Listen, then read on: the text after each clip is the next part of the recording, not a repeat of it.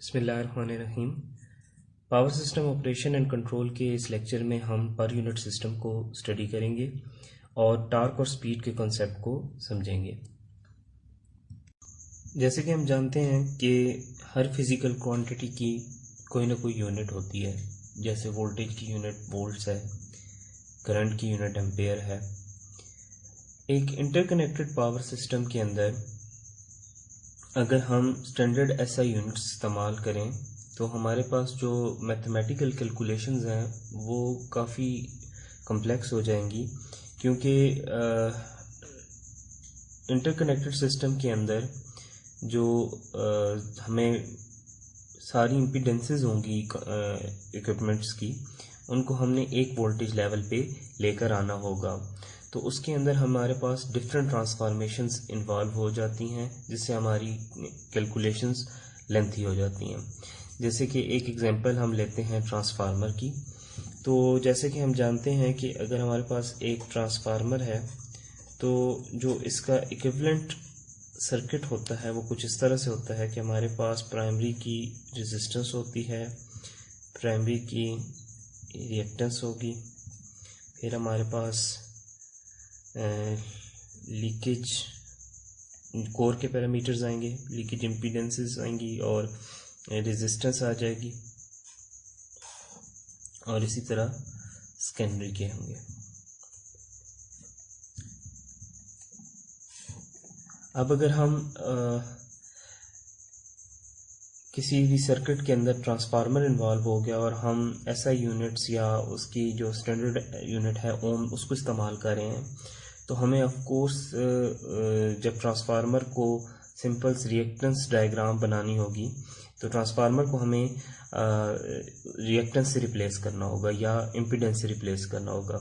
तो अब अगर हम इम्पीडेंस से उसको रिप्लेस करते हैं और उसकी यूनिट ओम्स ही रखते हैं, तो हमें क्या करना होगा, हमें वहाँ पे ये मेंशन करना होगा कि वो जो ओम्स हम मेंशन कर रहे हैं वो हम आइदर प्राइमरी साइड को लेके कर रहे हैं या सेकेंडरी साइड को लेके कर रहे हैं। क्योंकि जैसे कि हम पिछले कोर्सेज में ये सॉल्व कर चुके हैं कि हम जो हमारे पास सेकेंडरी साइड की इम्पीडेंस होती है उसको हम प्राइमरी साइड पे भी कर सकते हैं, इसी तरह प्राइमरी साइड को सेकेंडरी साइड पे भी शिफ्ट कर सकते हैं।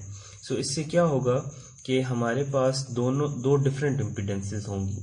सो हमें जो भी, यानी हम अगर प्राइमरी साइड को सेकेंडरी पे शिफ्ट करते हैं तो वो एक इम्पीडेंस अलग वैल्यू आएगी, और अगर सेकेंडरी को प्राइमरी पे करते हैं तो उसकी वैल्यू डिफरेंट होगी।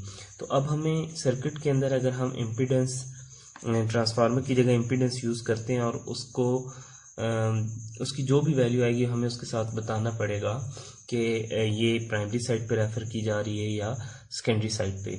सो अब अगर एक सर्किट के अंदर मल्टीपल ट्रांसफार्मर्स लगे हुए हैं और हर एक के लिए यही प्रोसेस किया जाए तो ये एक बहुत ही डिफ़िकल्ट चीज़ होगी और कैलकुलेशंस काफ़ी कम्प्लेक्स हो जाएंगी। सो इस तरह की सिचुएशन से बचने के लिए पर यूनिट सिस्टम अडॉप्ट किया जाता है। पर यूनिट सिस्टम के अंदर हम क्या करते हैं कि हम जो फिज़िकल क्वांटिटीज़ जैसे वोल्टेज, करंट, पावर और इम्पीडेंस हैं उनकी एक्चुअल यूनिट्स इस्तेमाल नहीं करते। यानी वोल्ट के लिए वोल्टेज के लिए वोल्ट, करंट के लिए एम्पेयर, पावर के लिए वोल्ट एम्पेयर और इम्पीडेंस के लिए ओम्स, जो इनकी एक्चुअल यूनिट्स हैं हम उनको नहीं यूज़ करेंगे, बल्कि हम सारी क्वांटिटीज़ को पर यूनिट की फॉर्म में रिप्रेजेंट करेंगे।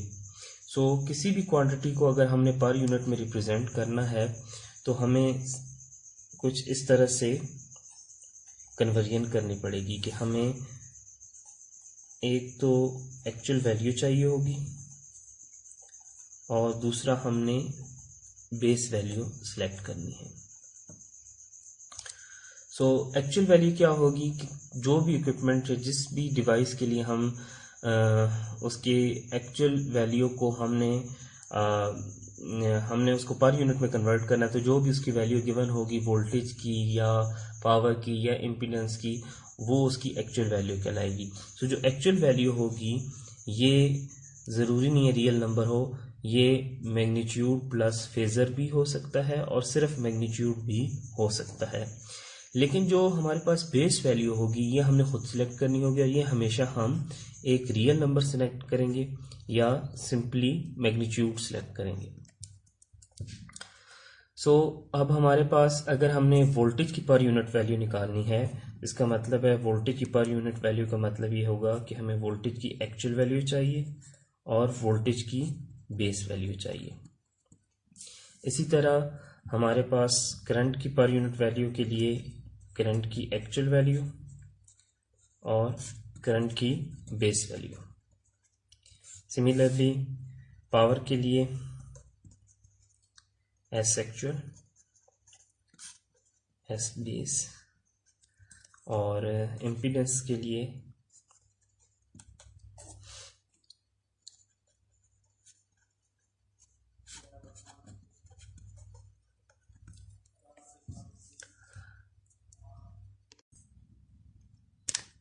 किसी भी इलेक्ट्रिकल इंटरकनेक्टेड सिस्टम को कंप्लीटली पर यूनिट सिस्टम में रिप्रेजेंट करने के लिए हमें 4 बेस क्वांटिटीज़ को सिलेक्ट करना होगा। तो हमें 4 बेस क्वांटिटीज़ जो चाहिए होंगी वो वोल्टेज की बेस क्वांटिटी चाहिए होगी, इसके अलावा करंट होगा, पावर होगी और इम्पीडेंस। इनमें से वोल्टेज और पावर की जो बेस वैल्यूज़ हैं ये हम खुद सिलेक्ट कर लेंगे या क्वेश्चंस के अंदर हमें गिवन होंगी, जबकि करंट और इम्पीडेंस की बेस वैल्यूज़ हम थ्रू सर्किट रूल्स फाइंड करेंगे। सो हम वी बेस और एस बेस खुद सिलेक्ट करेंगे, जबकि इनको यूज़ करके हम करंट की बेस वैल्यू निकाल सकते हैं। जैसे कि अगर हमारे पास एक 3 फेज सर्किट है तो उसके लिए हमें जो आई बेस मिलेगा वो हम कैसे फाइंड करेंगे, वो हम फाइंड कर सकते हैं S base over √3 into V base value.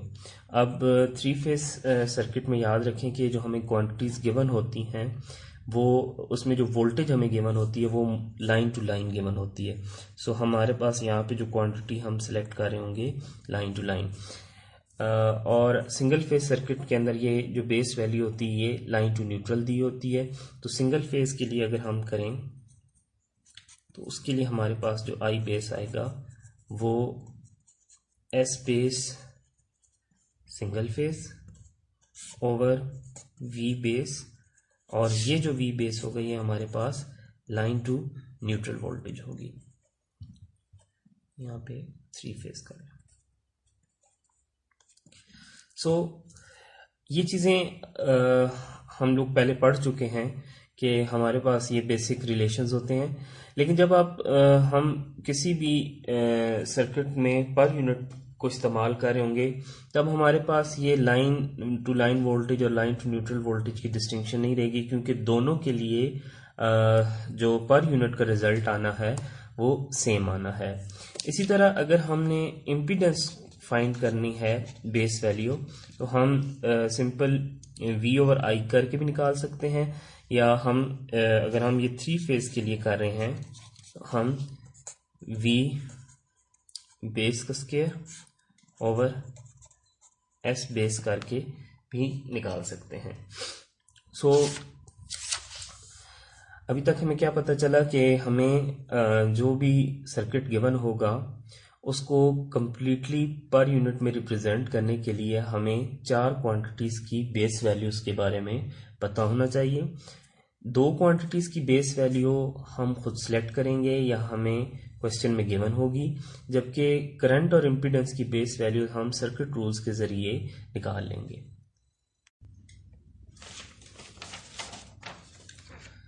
जितने भी इलेक्ट्रिकल इक्विपमेंट होते हैं उनके जो डाटा शीट होती है या जो भी उनके नेम प्लेट्स होती हैं उनके ऊपर उनकी रेटेड पावर, रेटेड वोल्टेज और परसेंटेज इम्पीडेंस मेंशन की गई होती है। फॉर एग्जांपल अगर हम एक जनरेटर लें तो अब जनरेटर के ऊपर उसके MVA या KVA, उसकी वोल्टेज या किलो वोल्ट और उसके परसेंटेज इम्पीडेंस दी होगी। फॉर एग्जांपल यहाँ पे अगर हम 50 MVA का जनरेटर कर लेते हैं और वोल्टेज यहाँ पे हम कर लेते हैं 11 kV। सो अब हमारे पास इसकी परसेंटेज इम्पीडेंस 10% दी होगी।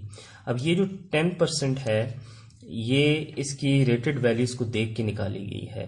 तो अब अगर जनरेटर किसी सर्किट में कनेक्टेड नहीं है तो फिर आप यही वैल्यू यूज़ करेंगे। लेकिन जब एक जनरेटर एक सर्किट के अंदर कनेक्ट हो जाता है और उसमें और भी डिफरेंट इलेक्ट्रिकल डिवाइसेस कनेक्ट हैं, जैसे ट्रांसफार्मर्स हैं, मोटर्स हैं, कोई लोड्स हैं, तो हमारा जो एट द एंड पर्पस होता है वो क्या होता है कि पूरे सर्किट को सेम पावर की बेस में कन्वर्ट करना है।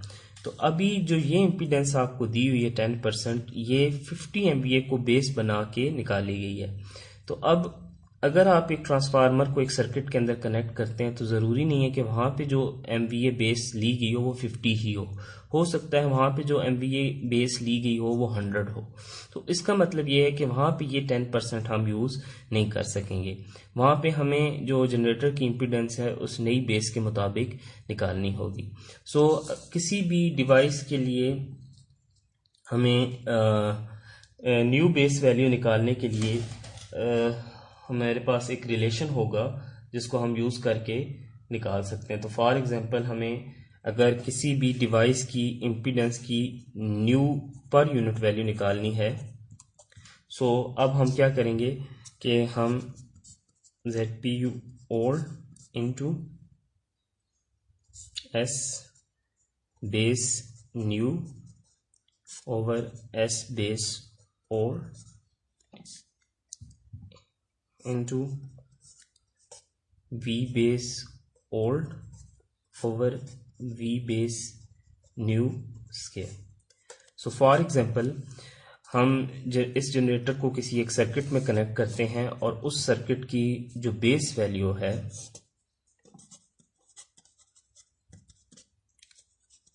जो बेस MVA है वो फॉर एग्जांपल हम 100 ले लेते हैं, और जिस सर्किट के सेक्शन में ये जनरेटर कनेक्ट है वहाँ पे जो वोल्टेज की बेस वैल्यू फॉर एग्जांपल वो है 11 kV। तो अब हमने देखना है कि क्या हमने जनरेटर की इसी इम्पीडेंस को यूज़ करना है या जनरेटर की इस इम्पीडेंस को हमने चेंज करना है।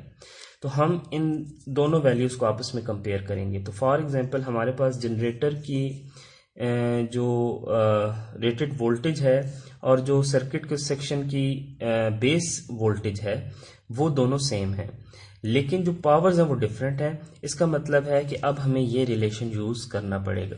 तो इस रिलेशन के अंदर हम जब वैल्यूज़ पुट करेंगे तो यहाँ पे Z पर यूनिट ओल्ड का मतलब है कि आपने ये 10% यूज़ करना है। तो यहाँ पे अब हम 10 नहीं लिखेंगे, बल्कि जब आप इस 10% को पर यूनिट में लिखेंगे तो ये 0.1 पर यूनिट बन जाएगा।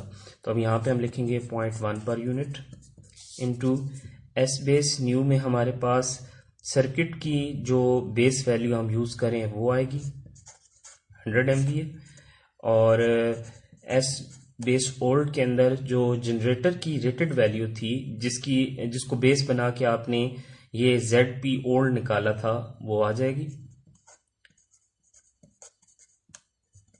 और इसी तरह इस केस में हमारे पास क्योंकि सर्किट की बेस वोल्टेज और जो जनरेटर की रेटेड वोल्टेज है वो दोनों सेम है, तो इसलिए ये वाली टर्म्स आपस में कैंसिल हो जाएंगी। तो एट द एंड हमारे पास ये चीज़ रह जाएगी। सो एट द एंड हमारे पास ये 0.2 पर यूनिट आंसर आ जाएगा।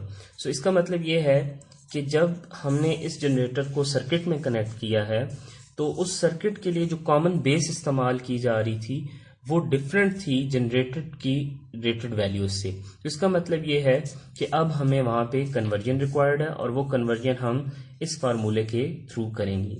ये चीज़ ये फार्मूला जो है ये हर इक्विपमेंट या हर डिवाइस के लिए वैलिड होगा, चाहे वो ट्रांसफार्मर है, चाहे वो ट्रांसमिशन लाइन है, चाहे वो जनरेटर्स हैं।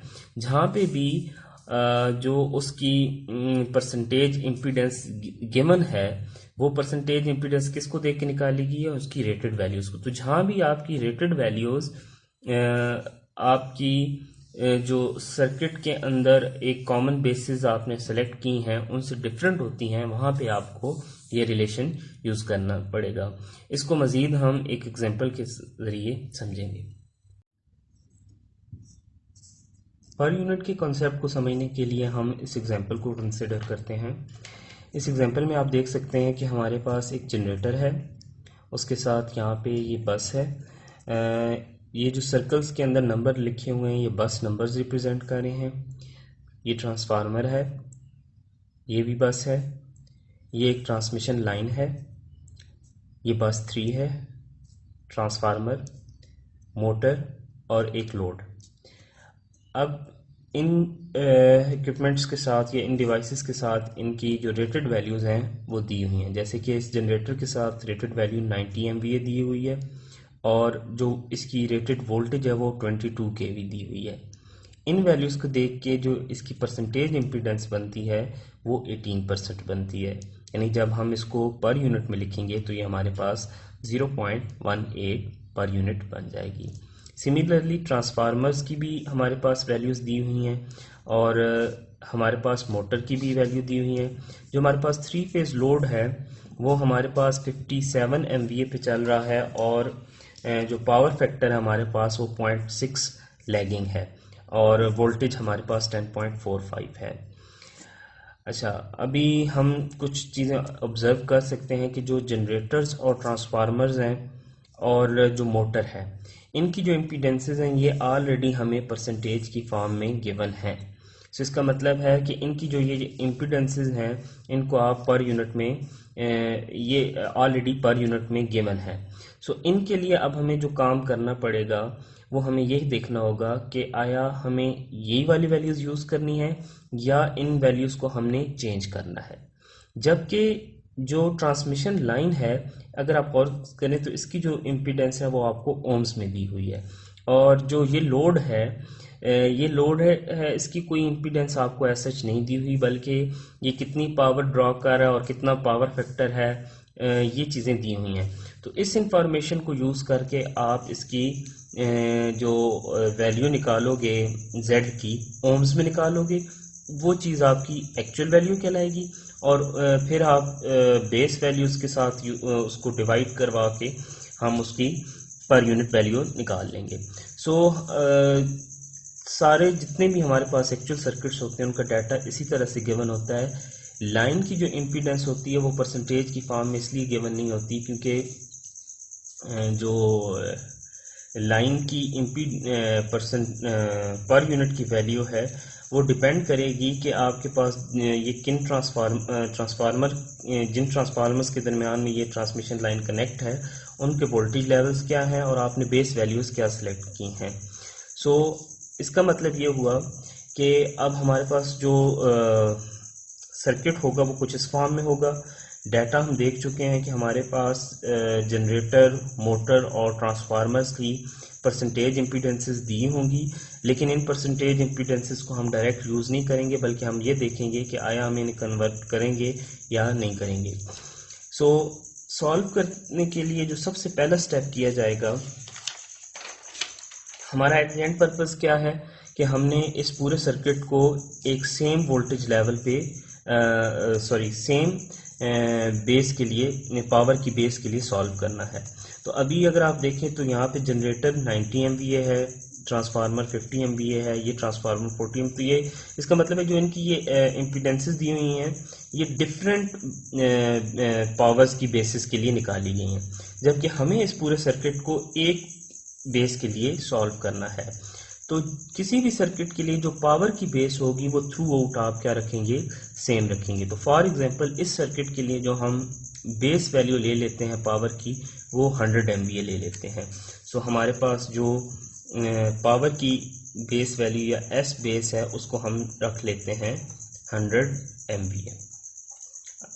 ये आप कुछ भी सिलेक्ट कर सकते हैं। फॉर एग्जांपल अगर आपको क्वेश्चन में गिवन है तो फिर तो आप डायरेक्ट वो यूज़ कर लें। अगर आपको गिवन नहीं है और आपको कहा जाता है कि आप इसको किसी भी बेस में कर लें तो आप कोई भी वैल्यू, आप सपोज करें अगर 90 MVA लेते हैं तो 90 MVA लेने का मतलब ये होगा कि आपकी जनरेटर की जो रेटेड वैल्यू है और जो आप बेस वैल्यू सेलेक्ट कर रहे हैं वो दोनों सेम हो जाएंगी। और अगर आप वोल्टेज की बेस वैल्यू भी सेम रखते हैं तो इसका मतलब है जनरेटर की इम्पीडेंस को आपको चेंज करने की ज़रूरत नहीं पड़ेगी। लेकिन अभी इस केस में अगर आप देखें तो क्योंकि हमारे पास जो बेस वैल्यू हमने पावर की ली है वो 100 है, जबकि जनरेटर की जो बेस वैल्यू या रेटेड वैल्यू है वो 90 MVA है। तो इसका मतलब है कि अब दोनों में डिफरेंस आ गया है। तो जैसे हम पहले एग्जांपल में कर चुके हैं, तो इसका मतलब है अब इसकी जो 18% वैल्यू है इम्पीडेंस की, ये हम यूज़ नहीं करेंगे। सिमिलरली दूसरे ट्रांसफार्मर्स और मोटर के लिए भी ये चीज़ें हम चेक करेंगे। सो सॉल्व करते हुए जो सबसे पहला स्टेप हमने करना है वो हमने इस सर्किट के लिए पावर की बेस वैल्यू को सिलेक्ट करना है। तो हम पहले देख चुके हैं कि हमने टोटल 4 क्वांटिटीज़ की बेस वैल्यू निकालनी है। इनमें से 2 क्वांटिटीज़ को हमने सिलेक्ट करना है और 2 क्वांटिटीज़ को हमने थ्रू फार्मूलाज सॉल्व करना है। तो अब हमारे पास पावर की बेस आ गई है, अब हमें वोल्टेज की बेस वैल्यू चाहिए। सो वोल्टेज की बेस वैल्यू को सिलेक्ट करते हुए आपने ख़ास ध्यान रखना है। पावर की बेस वैल्यू तो पूरे सर्किट के लिए सेम रखनी है, लेकिन जो वोल्टेज की बेस वैल्यू है वो पूरे सर्किट के लिए सेम ज़रूरी नहीं है कि हो। अगर तो सर्किट में ट्रांसफार्मर इन्वॉल्व नहीं है तो फिर तो आप पूरे सर्किट के लिए थ्रू आउट सेम बेस रख सकते हैं। लेकिन अगर सर्किट्स के अंदर ट्रांसफार्मर इन्वॉल्व है तो इसका मतलब है कि ये ट्रांसफार्मर वोल्टेज की कन्वर्जन कर रहे हैं। तो अब वोल्टेज की कन्वर्जन होने का मतलब ये है कि बेस वैल्यूज भी साथ कन्वर्ट हो रही होंगी। तो इसका मतलब ये है कि आपने अगर बेस वैल्यू एक वोल्टेज की रख ली है तो वो पूरे सर्किट के लिए नहीं होगी, बल्कि वो सिर्फ सर्किट के किसी खास सेक्शन के लिए होगी। तो अब हमें जो पहला काम करना है वो ये करना है कि हमें इस सर्किट के सेक्शंस बनाने हैं बेस्ड ऑन द ट्रांसफार्मर्स। तो फॉर एग्जांपल अगर हमें ये ट्रांसफार्मर दिया हुआ है तो हम ट्रांसफार्मर की प्राइमरी और ट्रांसफार्मर की सेकेंडरी को देख के सर्किट के सेक्शन बनाएंगे। तो इस सर्किट के इस वक्त एक सेक्शन ये बन जाएगा, यानी ये वाला पार्ट, इसको फॉर एग्जांपल मैं ए कह देता हूँ, और एक सेक्शन मेरे पास ये बन जाएगा, इसको मैं बी कह देता हूँ, और एक सेक्शन मेरे पास ये बन जाएगा सी। अब इन सेक्शंस की जो सिलेक्शन का क्राइटेरिया वो क्या है कि जैसे मैंने पहले बताया कि अगर सर्किट में ट्रांसफार्मर नहीं है तो फिर थ्रू आउट आपकी वोल्टेज की बेस वैल्यू आप सेम रखोगे। लेकिन अब क्योंकि ट्रांसफार्मर इन्वॉल्व हो गया है तो ट्रांसफार्मर की प्राइमरी से की तरफ वाली जो साइड होगी वो एक सेक्शन बन जाएगा और सेकेंडरी वाली साइड दूसरे सेक्शन बनेगा। जैसे इस ट्रांसफार्मर को देखें तो ये वाला ए सेक्शन है और ये बी है। अब ये बी थ्रू आउट आगे तक नहीं जाएगा, बल्कि इसके बाद एक और ट्रांसफार्मर आ रहा है, इसका मतलब है उसकी प्राइमरी तक आपका बी सेक्शन होगा और उसके बाद आप एक नया सेक्शन बनाओगे। बेसिकली सेक्शन बनाने का पर्पज़ ये होगा कि हर सेक्शन के अंदर जो वोल्टेज की बेस वैल्यू होगी वो सेम रहेगी। तो फॉर एग्जांपल हम अगर ए के लिए, ए रीजन के लिए जो वी बेस है वो सिलेक्ट कर लेते हैं 11 kV। सो अब हमारे पास इसको सिलेक्ट कर लेते हैं 22 kV ताकि सॉल्यूशन जो है वो इजी हो जाए हमारे पास। सो अब हमारे पास अगर 22 kV है तो अब हमारे पास थ्रू आउट इस रीजन के लिए जो वी बेस होगी वो क्या होगी 22 kV। लेकिन इसके लिए 22 kV आप यूज़ नहीं करेंगे। इसके लिए जो बेस वैल्यू होगी वो आपको यहाँ की टर्न रेशो से निकालनी पड़ेगी। तो फॉर एग्जांपल अगर मुझे बी रीजन के लिए वी बेस निकालना है तो अब मुझे बेसिकली यहाँ पे सेकेंडरी की वोल्टेज निकालनी है। तो मैं जो रिलेशन यहाँ यूज़ करूँगा वो यूज़ करूँगा V S over V P is equal to N S over N P. So अब मुझे क्योंकि बेस वैल्यू सेकेंडरी साइड पे निकालनी है तो V S base is equal to N S over N P into V P base. अब यहाँ पे N S over N P मेरे पास हैं सेकेंडरी और प्राइमरी के टर्न्स, लेकिन क्योंकि यहाँ पे टर्न्स नहीं गिवन तो इसी रिलेशन में हम देख सकते हैं कि N S over N P हमारे पास बराबर होता है V S over V P. तो हमें ऑलरेडी ये रेटेड वैल्यूज़ दी हुई हैं 22 ओवर 220, तो हम इसी चीज़ को यूज़ कर लेंगे। तो मेरे पास जो एट दी एंड यानी इस पूरी चीज़ को मैं यहाँ पे we S over V P से रिप्लेस कर दूंगा तो ये मेरे पास 220 over 22 into VP बेस। सो अब मेरे पास जो VP बेस हमने रखी हुई है वो 22 रखी हुई है, तो मेरे पास जो एट द एंड आ जाएगा VS बेस 22 kV आ जाएगा। इसका मतलब ये है कि जो बी रीजन के लिए जो मेरी बेस वैल्यू होगी वोल्टेज की वो 220 kV होगा। इसी तरह मैं सी रीजन के लिए भी निकाल सकता हूँ। तो क्योंकि बी रीजन की 220 है तो इसका मतलब है यहाँ पे भी 220 वोल्ट होगा। इस रीजन के लिए बेस वैल्यू निकालने के लिए मुझे ट्रांसफार्मर की इस वोल्टेज रेशो को यूज़ करना होगा और इसी तरह मैं यहाँ पे ये चीज़ें पुट करके निकाल सकता हूँ। तो जो मेरे पास at the end C region की वैल्यू बनेगी ये 11 kV होगी।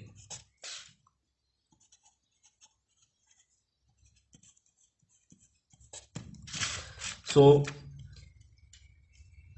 अब हम देखते हैं कि हमने क्या क्या स्टेप्स किए हैं।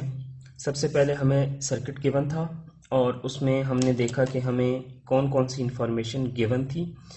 तो हमने देखा कि जनरेटर्स, ट्रांसफार्मर्स और मोटर्स, क्योंकि इस सर्किट में तकरीबन सारे बेसिक इलेक्ट्रिकल कंपोनेंट्स जो आपके पावर सिस्टम में होते हैं वो कवर किए गए हैं। सो मेनली जो जनरेटर, ट्रांसफार्मर और मोटर है ये तकरीबन हर सर्किट में होंगी। तो अब इसका मतलब ये है कि उनमें हमें जो परसेंटेज इम्पीडेंस एक गिवन होगी।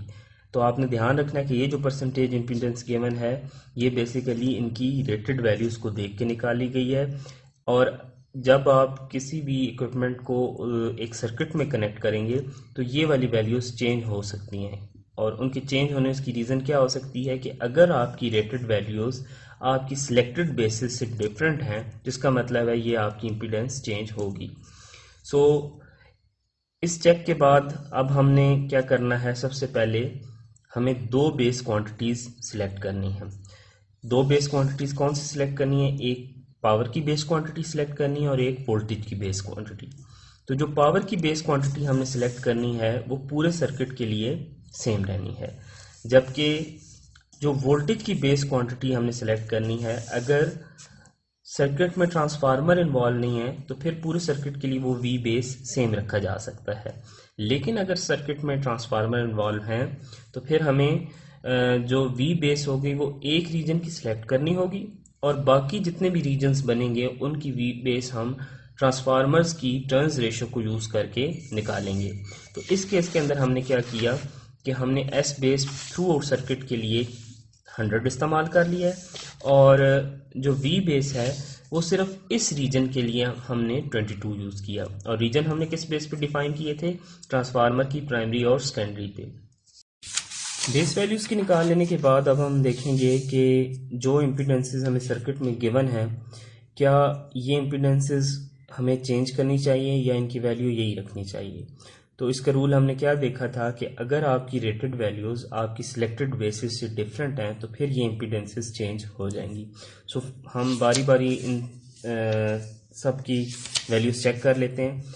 देखें जनरेटर की जो आपको गिवन रेटेड वैल्यू है वो 90 MVA दी हुई है, जबकि जो सिलेक्टेड बेस है वो क्या है 100 है। तो किसी भी एक वैल्यू में डिफरेंस आने का मतलब है कि हम अब ये वाली वैल्यू कन्वर्ट करेंगे और उसकी कन्वर्जन का फार्मूला हम ऑलरेडी देख चुके हैं। तो हम वो बेसिक फार्मूले पे दोबारा जाते हैं। तो हम यूज़ करेंगे कि किसी भी डिवाइस की इक्विपमेंट की हमें न्यू बेस वैल्यू निकालने के लिए पर यूनिट वैल्यू निकालने के लिए हमें ओल्ड पर वैल्यू यूज़ करनी पड़ेगी। और अच्छा यहाँ पे मैं एक्स जो पहले फार्मूला लिखा था उसमें मैंने शायद जेड मेंशन की थी, यहाँ पे एक्स लिखने का पर्पज़ ये है क्योंकि यहाँ पे सिर्फ आपको रिएक्टेंस दी गई है, आपको यहाँ पे रियल पार्ट नहीं दिया गया, यानी आप इम्पीडेंस में से आपका रेजिस्टेंस वाला पार्ट मेंशन नहीं किया गया। तो यहाँ पे अब आपके पास साथ इसके मल्टीप्लाई आप पावर और वोल्टेज की टर्म्स करेंगे। सो अब हमारे पास यहाँ पे S base new, S base old और V base old V base new square आ जाएगा। सो अब हम जनरेटर के लिए इसको सॉल्व करते हैं। तो जनरेटर के लिए हमें एक्स ओल्ड पर यूनिट हमें जो उसकी ऑलरेडी रेटेड वैल्यूज को देख के निकाला गया है वही होगा। तो यहाँ पे 18% की बजाय हम लिख देंगे 0.18। और एस बी न्यू हमारे पास क्या होगा, जो हम इस पूरे सर्किट के लिए कॉमन बेस ले रहे हैं, तो वो हमारे केस में 100 MVA है। तो यहाँ पे हमारे पास आ जाएगा 100। और एस बी ओल्ड हमारे पास जो ट्रांसफार्मर की रेटेड वैल्यू है वो होगी 90 MVA। और इसी तरह वी बेस ओल्ड हमारे पास होगी 22 kV। और जो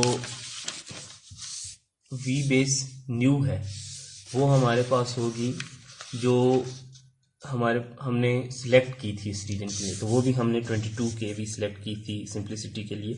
सो हमारे पास ये वाली टर्म कैंसिल हो जाएंगी। सो एट द एंड हमारे पास जो इसका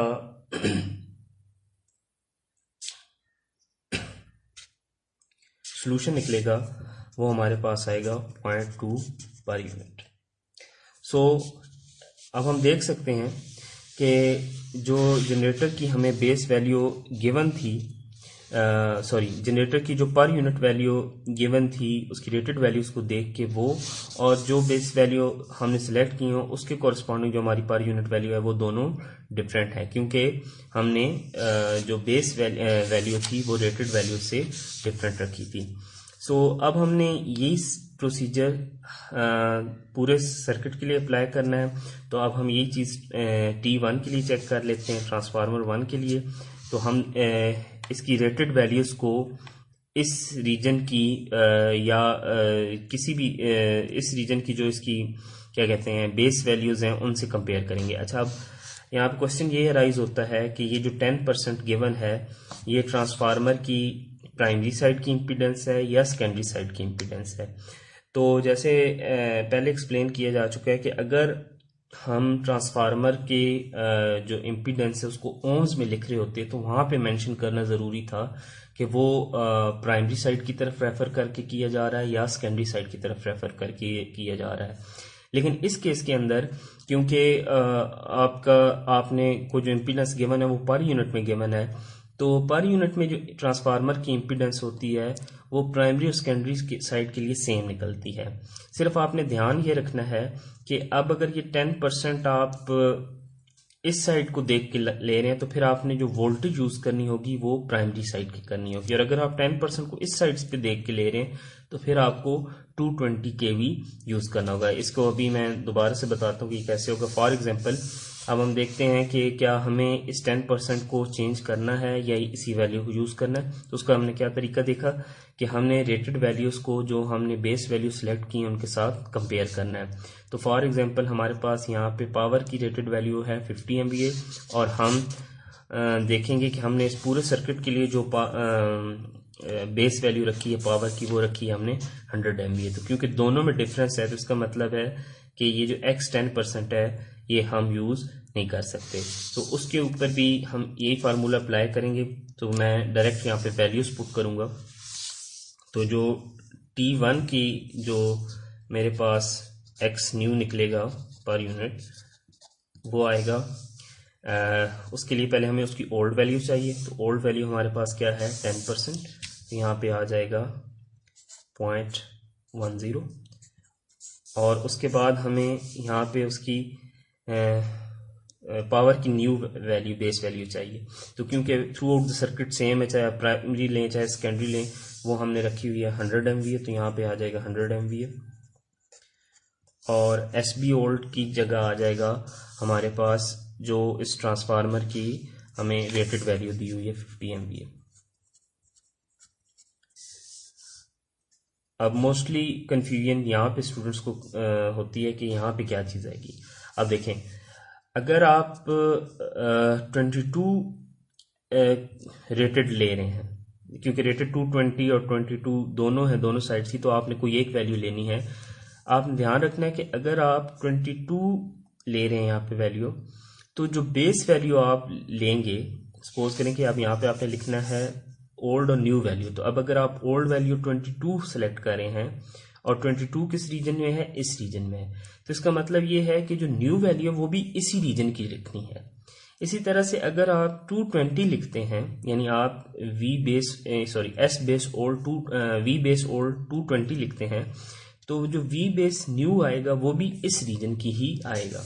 तो हमारे केस में जो वी बेस ओल्ड है वो अगर मैं 22 रखता हूँ, ठीक है, तो अब मुझे यहाँ पे जो वी बेस न्यू है वो भी वो रखनी है जो इस रीजन के लिए। तो इस रीजन के लिए मेरे पास जो वी बेस थी वो है 22 के लिए, सो यहाँ पे 22 आएगा। सो एट द एंड जो मेरा रिजल्ट निकलेगा वो मेरे पास आ जाएगा 0.20 पर यूनिट। यही चीज़ हम दूसरे के लिए भी चेक कर सकते हैं। मतलब अगर मैं इसी चीज़ को अभी ये मैंने क्योंकि रीजन ए के लिए जो गिवन थी मैंने उसको यूज़ करके किया, मैं अब रीजन बी के लिए जो बेस वैल्यू और जो वोल्टेज है वो यूज़ करके देखता हूँ। तो यहाँ पे मेरे पास 0.10 इसी तरह रहेगा, यहाँ पे 100 रहेगा, यहाँ पे 50 होगा। अब यहाँ पे हमने क्या पुट करना है, वी बेस ओल्ड। अब वी बेस ओल्ड जो मैं यूज़ कर रहा हूँ वो मैं रीजन बी के लिए यूज़, जो 220 kV गिवन है, तो मैं वो यूज़ कर लेता हूँ। तो यहाँ पे मेरे पास 220 और जो मेरे पास वी बेस न्यू है वो मैंने बी रीजन की अब यूज़ करनी है। तो बी रीजन की जो वी बेस न्यू मेरे पास निकली थी वो 220 kV है। सो अब मेरे पास यहाँ पे 220 पुट होगा, तो एट द एंड मेरे पास रिजल्ट सेम निकलेगा। तो अब आपको ये क्लियर हो रहा होगा कि पर यूनिट में इस्तेमाल करने का फ़ायदा क्या है। पर यूनिट सिस्टम को इस्तेमाल करने से आपको, चाहे आप प्राइमरी साइड के डाटा यूज़ करें चाहे सेकेंडरी साइड का डाटा यूज़ करें, दोनों तरफ की जो आपके पर यूनिट का आंसर होंगे वो सेम निकलेंगे। जबकि अगर यही चीज़ आप ओम्स को करके कर रहे होते तो आप टर्न रेशो से मल्टीप्लाई कर रहे होते स्केयर्स से, तो उसमें जो प्राइमरी साइड की तरफ रेफर करके आंसर आता है और जो सेकेंडरी साइड की तरफ रेफर करके आंसर आता है वो दोनों डिफरेंट है। अच्छा, ये भी मैं क्लियर करते चलूँ कि अगर ओम्स में किया जाए तो इट डजेंट मीन कि सिर्फ रेफर करके आपने आंसर निकालेंगे, बल्कि रेफर करने के बाद आप उस पूरे सर्किट को सॉल्व करके एक इम्पीडेंस एट द एंड निकालेंगे। तो वो काफ़ी लेंथी प्रोसेस है। तो जो प्रैक्टिकल तरीका अडॉप्ट किया जाता है वो ये होता है कि हम सारे डाटा को पर यूनिट में कन्वर्ट करते हैं और हमारे पास जो ट्रांसफार्मर्स, जनरेटर्स और मोटर होती हैं, इनकी जो ये परसेंट इम्पीडेंस होती है ये गिवन होती हैं इनकी डाटा शीट्स या नेम प्लेट्स के ऊपर। सो हम उनको डायरेक्ट यूज़ करके यहाँ पे अपने सर्किट की बेस वैल्यूज़ के मुताबिक कर सकते हैं। तो अब हमने दूसरे ट्रांसफार्मर पहले ट्रांसफार्मर T1 के लिए ये चीज़ें निकालनी है। अब यही चीज़ हम सर्किट के बाकी कंपोनेंट्स के लिए निकालेंगे। यानी हमने क्योंकि इस पूरे सर्किट को पर यूनिट में करना है, इसका मतलब है कि हमें दो काम मेन करने हैं। एक तो जो कुछ पर यूनिट में वैल्यूज़ गिवन है, हमें ये चेक करना है कि क्या वो वैल्यूज़ हम एज इट इज़ यूज़ करेंगे या उनको चेंज करके यूज़ करेंगे। तो उसके तरीका हमने क्या देखा कि हमने देखना है कि जो हमने बेसिस सिलेक्ट किए हैं और जो रेटेड वैल्यूज़ हैं क्या दोनों सेम है या डिफरेंट है। अगर तो सेम है तो फिर उनको चेंज करने की ज़रूरत है सच नहीं होगी। आप बेशक वो जो फार्मूला है ये वाला ये अप्लाई करके भी देख लें, तो उसमें S base new S base old same होंगी, V base old V base new same होंगी। तो एट द एंड आपका दोनों ये आंसर सेम आ जाएंगे।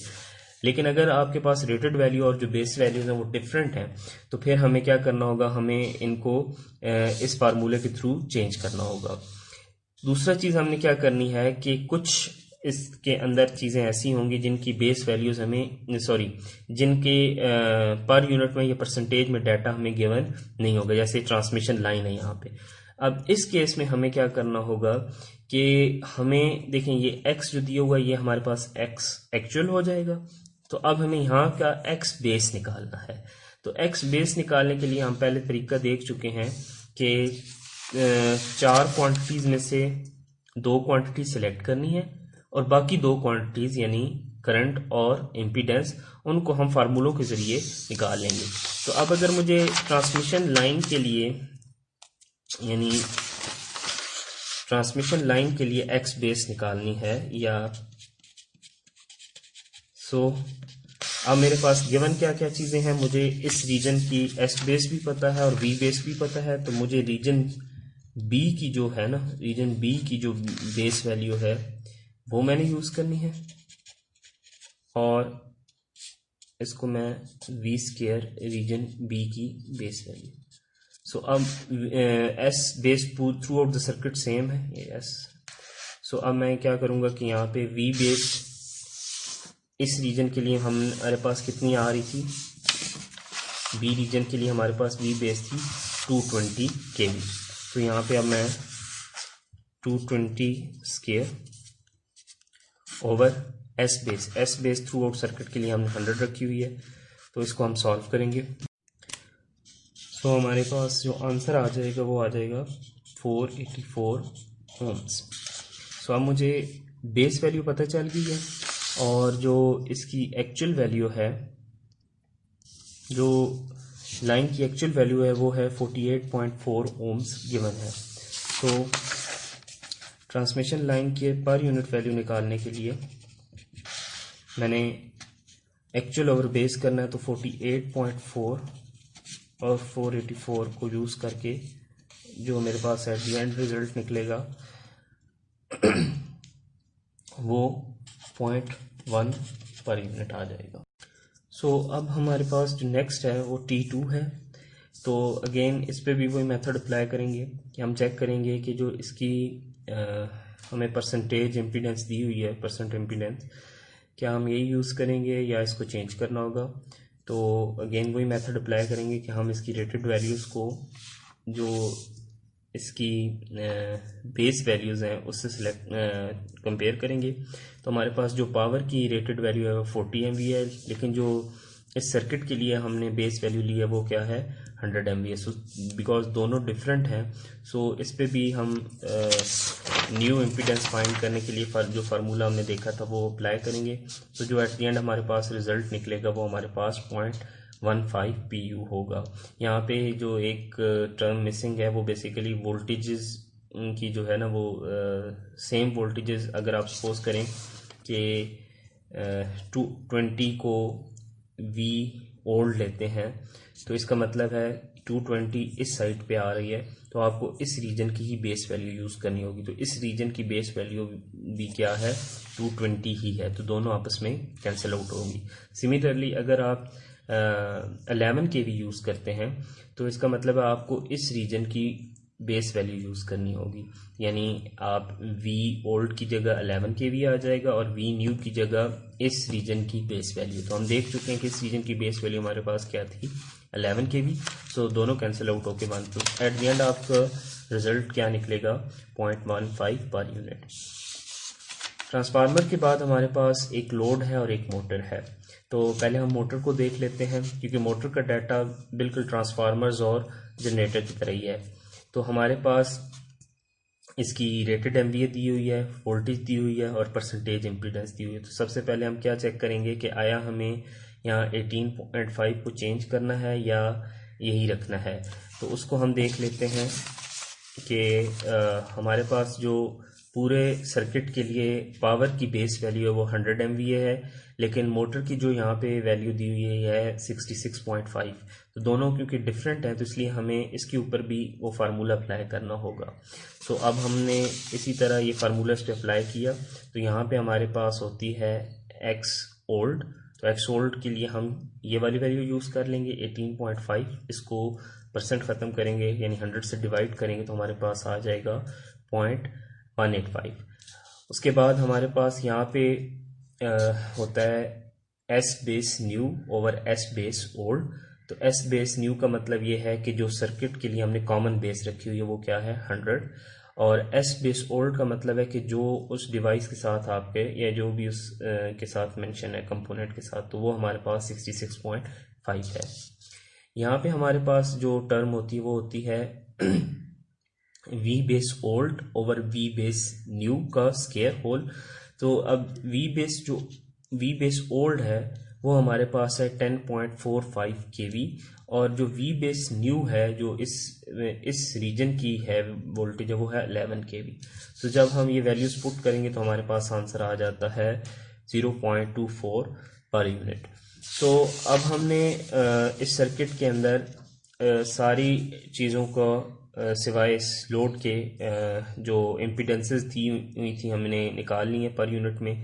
तो हमने देखा कि हमें सारे चीज़ जो जनरेटर्स और ट्रांसफार्मर्स थे और मोटर थी, चारों की हमें जो थी इम्पीडेंसेस जो हमें गिवन थी उनको चेंज करना पड़ा। और उसकी मेन रीज़न क्या थी कि जो हमने बेस वैल्यू सेलेक्ट की हैं वो डिफरेंट है उनकी rated value. This is the main point जिसको हम फोकस करें। अब हम इस लोड की तरफ आते हैं। तो इस लोड का जो डाटा गिवन है वो डिफरेंट है as compare to generator, transformer and motor. तो इसमें हमें क्या दिया हुआ है कि हमें 57 MVA दिया हुआ है, 0.6 पावर फैक्टर लैगिंग दिया हुआ है और वोल्टेज दी हुई है। सो जिस तरह ट्रांसमिशन लाइन की हमें बेस वैल्यू हमें परसेंटेज नहीं दी हुई थी, तो हमें पहले बेस वैल्यू निकालनी पड़ी थी और फिर उसके बाद हमने पर यूनिट निकाला था। तो यहाँ पे हमें एक स्टेप एक्स्ट्रा करना होगा कि यहाँ पे हमें ये ट्रांसमिशन लाइन के केस में तो हमें एक्स एक्चुअल दी हुई थी, लेकिन यहाँ पे हमें एक्स एक्चुअल भी नहीं पता। तो एक्स एक्चुअल निकालने के लिए हम जो गिवन डाटा है इसको यूज़ करेंगे। तो हमारे पास यहाँ पे ये देखें MVA का मतलब ये है कि अगर हम इसको कंप्लीट देखें ना 57 MVA और 0.6 लैगिंग, तो ये कंप्लीट आपके पास डिनोट करता है कि आपके पास कितनी पावर है। तो इस 0.6 को यूज़, क्योंकि ये लैगिंग है तो लैगिंग से हम क्या कर सकते हैं, हमें पता है कि यहाँ पे इंडक्टिव लोड लगा है। लैगिंग का यहाँ पे क्या मतलब है कि यहाँ पे इंडक्टिव लोड लगा है। तो इस 0.6 को यूज़ करके और इस 57 को यूज़ करके हम S की एक्चुअल वैल्यू निकाल सकते हैं। तो जो S की एक्चुअल वैल्यू निकलेगी वो हमारे पास 57 एंगल कॉज इनवर्स 0.6 आ जाएगा। तो वो हमारे पास एट दी एंड जो होगा 57 मैग्नीट्यूड रहेगा और एंगल हमारे पास आ जाएगा 53.13। क्योंकि जो ये MVA है, ये मैं रिपीट करता चलूँ कि यहाँ पे MVA का मतलब ये है कि ये आपके पास सिर्फ अगर आप इसको हटा दें और इसको देखें तो ये सिर्फ अपरेंट पावर बनेगी, लेकिन जब आप इस 0.6 को साथ इसके देखते हैं तो फिर ये कम्प्लेक्स पावर बन जाएगी, क्योंकि इसका जो अपरेंट पावर होती है वो कम्प्लेक्स पावर का सिर्फ मैग्नीट्यूड होती है। लेकिन 0.6 के होने का मतलब ये है कि बेसिकली ये कंप्लीट आपको इंफॉर्मेशन देगी कि कम्प्लेक्स पावर कितनी है। तो अब आपके पास S एक्चुअल आ गई है और V एक्चुअल आपके पास 10.4 है। तो यहाँ पे इन दोनों को यूज़ करके आप X एक्चुअल निकाल सकते हैं। तो X लोड के लिए X एक्चुअल निकालने के लिए आपको चाहिए होगा V actual square over S actual. तो V एक्चुअल स्क्वायर हमारे पास है 10.45 का स्क्वायर और S एक्चुअल हमारे पास है 57। अच्छा, क्योंकि यहाँ पे आप एक्चुअल वैल्यू निकाल रहे हैं और बेसिकली जो हमारे पास S होता है ये होता है VI कॉन्जुगेट। सो I को आपने रिप्लेस किया है Z से, सो हम यहाँ पे लिख सकते हैं V over V Z conjugate. सही है। सो हमारे पास जो एट द एंड चीज़ बन जाएगी वो बन जाएगी कॉन्जुगेट, और विदाउट कॉन्जुगेट जो मल्टीप्लाई होगा वो V स्क्वायर बन जाएगा और यहाँ पे हमारे पास आ जाएगा Z कॉन्जुगेट। सो अब हमने क्या निकालना है, हमने Z is equal to V square over S आ जाएगा, और इस कॉन्जुगेट को जब ख़त्म करना है तो हमने दूसरी साइड पे भी कॉन्जुगेट लेना है। तो हमारे पास जो एट द एंड आंसर आ जाएगा वो V square over S conjugate आ जाएगा, क्योंकि स्क्वायर का कॉन्जुगेट वही चीज़ रहेगी।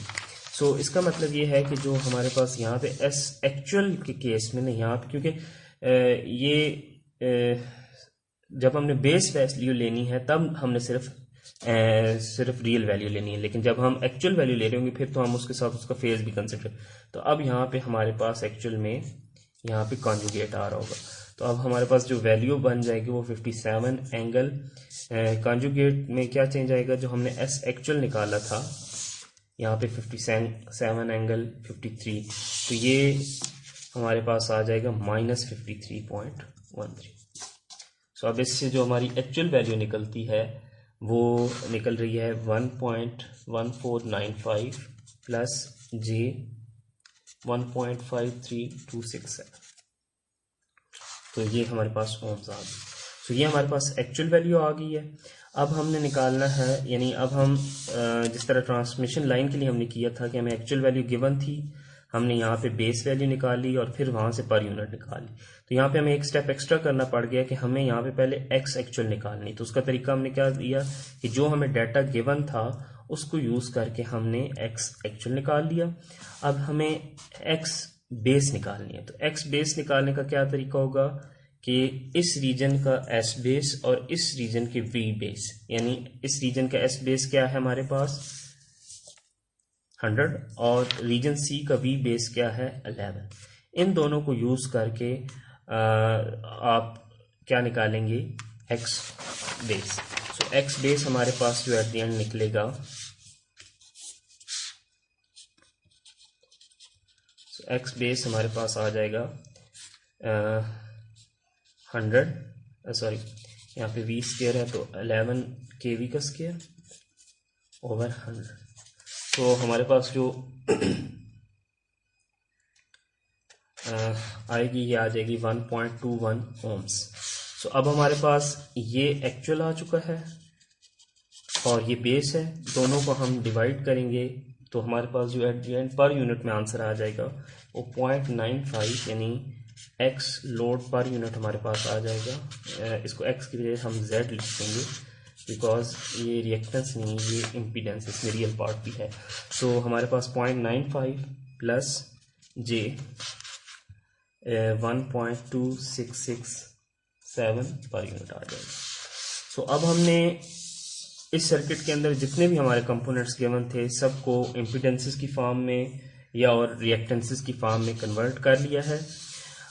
अब इसके करने का फ़ायदा ये होगा कि अब हम इन कंपोनेंट्स को इनकी रिस्पेक्टिव इम्पीडेंसेस और रिएक्टेंसेस से रिप्लेस कर लेंगे और उसके बाद हम सर्किट को वोल्टेज और करंट के लिए आसानी से सॉल्व कर सकते हैं।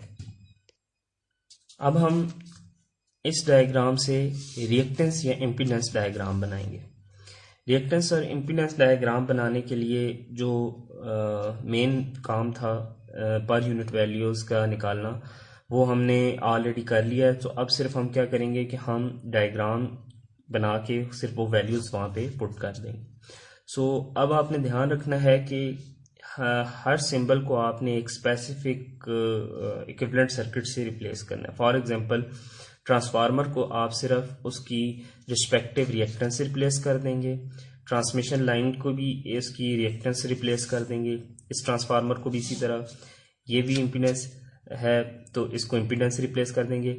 लेकिन जो जनरेटर और मोटर हैं इनको आप सिंपल रिएक्टेंस से रिप्लेस नहीं करेंगे, बल्कि क्योंकि जनरेटर एक सोर्स है तो इसका मतलब ये है कि जो जनरेटर का इक्विवेलेंट सर्किट होगा वो होगा, एक जनरेटर का जो इक्विवेलेंट सर्किट होगा वो एक इंटरनल जनरेटेड ईएमएफ होगी और एक उसकी रिएक्टेंस होगी। So this is very important. आमतौर पे इसको ई लिखा जाता है और ये एक्स होगा और यहाँ पे वी होता है। ये नेक्स्ट लेक्चर्स के अंदर हम देखेंगे। दिस इज़ वेरी इंपॉर्टेंट कि हम जनरेटर को उसके इक्विवेलेंट सर्किट से इस तरह रिप्लेस करेंगे। सो जो करंट की डायरेक्शन होती है जनरेटर में वो इस तरह से होगी कि जो इंटरनल सोर्स है उससे आउट हो रहा होगा, यानी अगर आप यहाँ पे प्लस लेते हैं यहाँ पे माइनस, तो करंट इस तरह आउट हो रहा होगा।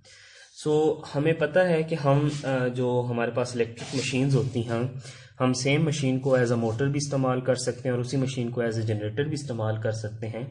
जिसका मतलब है कि उसके जो मॉडल है उनमें कोई ख़ास चेंज नहीं आना, सिर्फ क्या होना है, करंट की डायरेक्शन चेंज हो जाएगी। इसका मतलब है जो मोटर का इक्विवेलेंट मॉडल आएगा उसमें हम क्या करेंगे कि हमारे पास यही चीज़ होगी लेकिन सिर्फ करंट की डायरेक्शन चेंज हो जाएगी। मैं इसी को अगर बनाऊँ इस तरह से करके, यानी यहाँ पे मेरे पास E, यहाँ पे V, यहाँ पे X, लेकिन करंट की डायरेक्शन अब क्या हो जाएगी, चेंज हो जाएगी। दिस इज़ वेरी इंपॉर्टेंट कि हमारे पास जनरेटर और मोटर के अंदर करंट की डायरेक्शन डिफरेंट होती है, बाकी मॉडल सेम रहेगा। तो अब हमने क्या करना है कि हमने इस सर्किट की जब रिएक्टेंस डायग्राम बनानी है तो जनरेटर और मोटर्स को हमने इन दो सर्किट से रिप्लेस करना है, इन दो मॉडल से रिप्लेस करना है, और बाकी जो ट्रांसफार्मर है, ट्रांसमिशन लाइन है और लोड है उनको सिर्फ उनकी रिएक्टेंसेस और इम्पीडेंसेस से रिप्लेस करना है। मैं अभी डायग्राम बनाता हूँ क्योंकि मेरे पास सबसे पहले यहाँ पे जनरेटर था। यहाँ पे मैंने पहले जनरेटर के लिए ई बनाया, इंटरनल जनरेटर जो होती है, और यहाँ पे उसकी रिएक्टेंस आ गई, यहाँ पे इसको आपने ग्राउंड कर दिया। उसके बाद जनरेटर के मॉडल के बाद हमारे पास बस आ रही है, यहाँ पे आप एक बस बना सकते हैं, ठीक है। फिर उसके बाद ट्रांसफार्मर आ रहा है तो ट्रांसफार्मर की रिएक्टेंस आ जाएगी, और ट्रांसफार्मर की रिएक्टेंस जितनी जो वैल्यूज़ हमने निकाली हैं उनको देख के हम कर सकते हैं। तो ट्रांसफार्मर की जो रिएक्टेंस थी वो हमारे पास 0.20 आई थी, और यहाँ पे जे मेंशन करने का मतलब ये है आयोटा कि ये इंडक्टर है, और यहाँ पे साइन प्लस रहेगा इंडक्टिव लोड के लिए। अगर यहाँ पे कोई कैपेसिटिव रिएक्टेंस होती तो फिर यहाँ पे माइनस होता। ट्रांसफार्मर के नेक्स्ट हमारे पास है ट्रांसमिशन लाइन।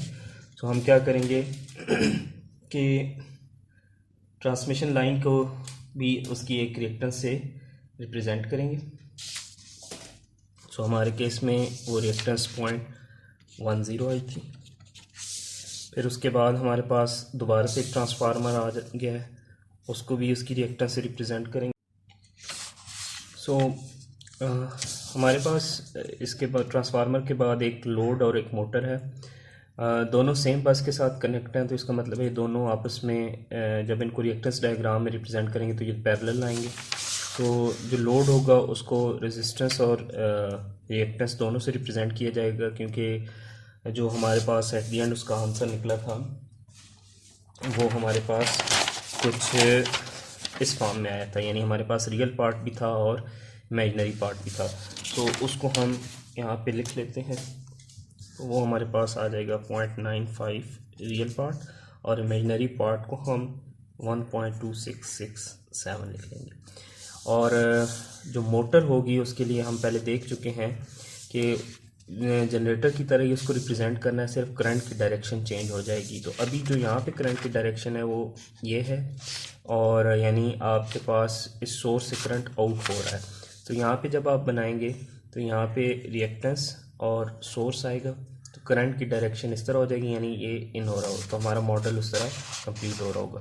तो अब हमारे पास ये कंप्लीट सर्किट हो गया। यहाँ पे हम उसकी जो रिएक्टेंस है जे 0.25 वो मेंशन कर सकते हैं। ये जो अभी हमने सर्किट बनाया है इसको हम कहते हैं रिएक्टेंस डायग्राम या इम्पीडेंस डायग्राम। इसके ज़रिए अब हम सर्किट की बेसिक रूल्स को यूज़ करके डिफरेंट पॉइंट्स पे वोल्टेज और करंट और जो भी चीज़ें हैं हम फाइंड कर सकते हैं। हमारा जो पर यूनिट का टॉपिक है वो अब कंप्लीट हो चुका है। तो हम एक रिव्यू करते हैं कि हमने क्या क्या चीज़ें देखी।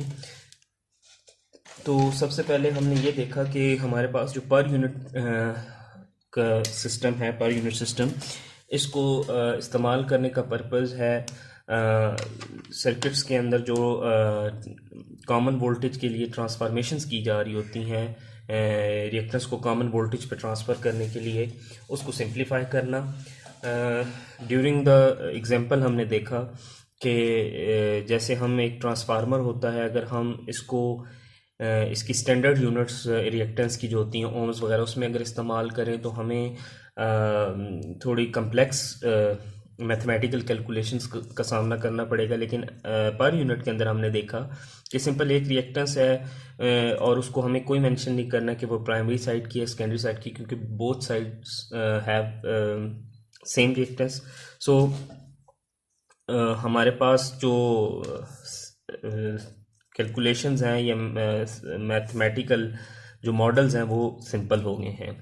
सो हमने पर यूनिट में सॉल्व करने के लिए हमने देखा कि हमें 4 बेसिक क्वांटिटीज़ की बेस वैल्यूज़ चाहिए होंगी। उनमें वोल्टेज, करंट, इम्पीडेंस और पावर थी। उनमें से 2 को हम सिलेक्ट करेंगे, यानी वोल्टेज और पावर को, और जो करंट और इम्पीडेंस है उसको, उन वैल्यूज़ को हम निकाल लेंगे। जैसा कि ये हमने स्टेप सारे लेक्चर के दौरान किए। फिर हमने देखा कि अगर हमने एक सर्किट को सॉल्व करना है पर यूनिट सिस्टम के लिए, तो उसके लिए हमने कुछ स्टेप्स किए। सबसे पहले हमने पावर और वोल्टेज की बेसिस सेलेक्ट की। पावर की base through out the circuit same रहनी है, लेकिन वोल्टेज की बेस अगर सर्किट में ट्रांसफार्मर है तो डिफरेंट रीजन्स के लिए डिफरेंट होगी। एक रीजन की हमें खुद सेलेक्ट करनी होगी, बाकी रीजन्स की हम based on the turn ratio और the voltage transformation ratio of transformer हम चेंज कर लेंगे। ये स्टेप करने के बाद हम क्या करेंगे कि हमने देखना है कि हमें इस पूरे सर्किट में किस किस चीज़ की जो इम्पीडेंस है वो परसेंटेज की फॉर्म में दी हुई है। फिर हम उनकी रेटेड वैल्यूज़ को और जो हमने बेसिस सिलेक्ट की हैं उनको आपस में कंपेयर करके देख लेंगे कि आया हमें ये इम्पीडेंस वैल्यूज़ चेंज करनी होंगी या नहीं, या सॉरी ये रिएक्टेंस वैल्यूज़ चेंज करनी होंगी या नहीं। तो अगर आपके पास रेटेड वैल्यू आपकी बेस वैल्यू से मैच नहीं करती तो फिर आपको ये रिएक्टेंस की जो रेटेड वैल्यूज़ की बेस पे ये जो रिएक्टेंस गिवन है इसको आपको चेंज करना होगा। और जिन कंपोनेंट्स की, जैसे ये ट्रांसमिशन लाइन है, इसकी जो रिएक्टेंस है ये हमें ओम्स की फॉर्म में गिवन है, तो ये इसकी एक्चुअल वैल्यू है। तो पर यूनिट निकालने के लिए हमें इस जगह की बेस वैल्यू भी चाहिए थी। तो बेस वैल्यू निकालने के लिए हमने यहाँ की बेस वोल्टेज और बेस पावर को यूज़ किया, तो एक्स बेस निकला, और उन दोनों को एक्स बेस और एक्स एक्चुअल को यूज़ करके हमने एक्स पर यूनिट निकाल लिया। इसी तरह हमारे पास जो लोड था, मोटर की भी लोड था, लेकिन मोटर की जो रिएक्टेंस थी हमें गिवन थी, सो इसके लिए हमें ये एक्स्ट्रा स्टेप्स नहीं करने पड़े। लेकिन जो ये लोड है इसके लिए हमारे पास जो डाटा था वो परसेंटेज रिएक्टेंस की फॉर्म में नहीं गिवन था, बल्कि कुछ इस तरह से गिवन था। सो अब हमने ये कोई कम्प्लेक्स चीज़ नहीं है, सिंपल बेसिक फार्मूलाज हैं कि हमने यहाँ पे पहले निकालना है एक्स एक्चुअल। एक्स एक्चुअल निकालने के लिए हमें वी एक्चुअल और एस एक्चुअल चाहिए, यानी एक्चुअल पावर और एक्चुअल वोल्टेज। तो एक्चुअल पावर के लिए हमने यहाँ पे ये एपरेंट पावर प्लस ये पावर फैक्टर, इन दोनों को यूज़ करके हमने कम्प्लेक्स पावर का मैग्नीट्यूड और उसका फेज़ निकाल लिया। और जो ये वोल्टेज थी ये हमारे पास थी वी एक्चुअल। तो इन दोनों चीज़ों को यूज़ करके हमने यहाँ की एक्स एक्चुअल निकाल ली। अब एक्स बेस निकालने के लिए हमें क्या चाहिए था, हमें इसी रीजन का बेस पावर और बेस वोल्टेज चाहिए थी। तो उनको यूज़ करके हमने एक्स बेस निकाल लिया, और उसके बाद हमने जब हमने एक्चुअल और बेस निकाल लिया और दोनों को डिवाइड करने के बाद हमारे पास कुछ आंसर इस तरह से आया। सो एट द एंड हमने क्या किया कि इन रिएक्टेंसेस को यूज़ करके हमने एक रिएक्टेंस डायग्राम बनाई। इस रिएक्टेंस डायग्राम के बनाने के बाद हमारे पास जो सर्किट को सॉल्व करना है वो बिल्कुल सिंपल हो चुका है। हम सुपरपोजिशन लगा के या सिंपल नोडल एनालिसिस या लूप एनालिसिस लगा के इस सर्किट को मज़ीद सॉल्व कर सकते हैं।